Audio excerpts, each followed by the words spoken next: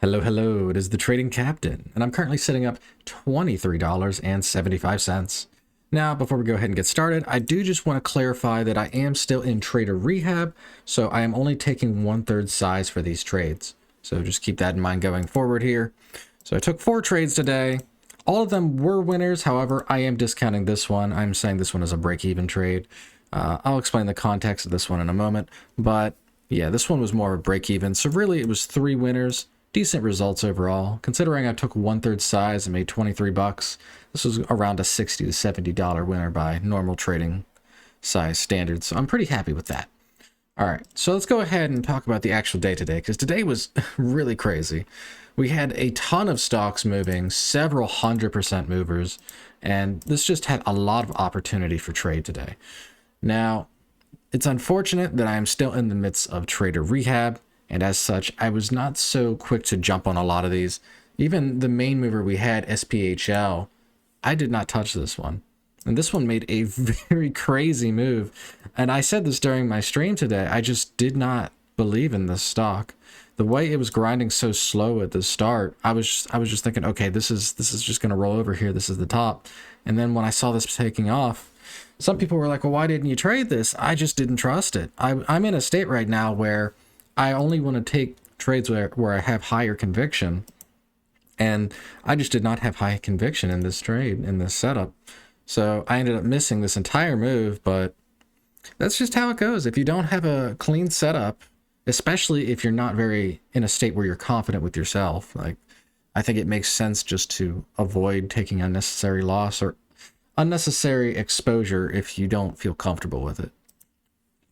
So we'll go ahead and move on to my first trades here. Let me go ahead and look at the timestamps. 806, 825. Go ahead and look at it here. So both of these were pullback setups for me. The first one was on this breakdown here. On the daily, we did have daily support around this level. So this is what I was watching for. So when we pulled back here, the volume on this candle was low at the time and we converged with daily support. Looks solid. I went ahead and took a trade here, caught part of this bounce. Now, I could have held for longer and it would have been a nice trade. But again, I'm in a state where I'm just trying to lock in secure profits. So I went and did that, had a nice trade on that. I ended up trading this again during this second pullback attempt here. And while I did get in here, this was not resolving cleanly, right? You look at this one immediately resolved and I was immediately in profit. This one traded sideways for a while and I ended up just jumping out. I didn't really want to keep holding. You got to keep in mind too, that while it is a hot market right now, we had a lot of great moves. The reality is the stock is still up 200, 300%. And if you think that there's a chance that this could roll over or is showing signs of hesitation, that can be very dangerous, right? This could go down a long ways. So I was really hesitant to keep holding. I only held this for a minute or two before cutting it. Took a small profit. Realistically, this was more of a break-even trade. And this was it just so happened in this instance, I captured some variance of more profit.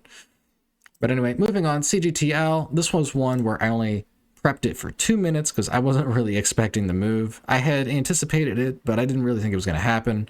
So we'll go ahead and look at this one. This one I was watching this range and we had this sudden spike into drop.